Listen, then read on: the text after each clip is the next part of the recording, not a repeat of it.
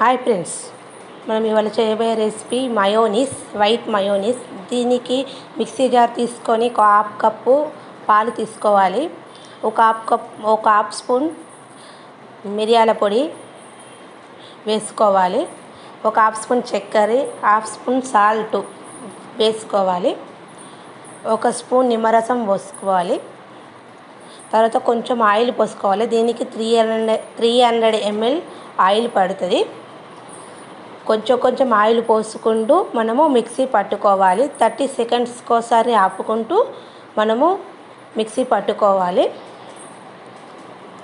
కొంచెం ఆయిల్ ఈ విధంగానే పోసుకుంటూ మనము మిక్సీ పట్టుకోవాలి. మనకు చిక్కగా అయ్యే వరకు మిక్సీ పట్టాలి. మనకు 300 ml ఆయిల్ అయిపోయే వరకు మిక్సీ 30 సెకండ్కి ఒకసారి పోసుకుంటూ పట్టుకోవాలి. మనకు మయోనీస్ రెడీ అయిపోయింది.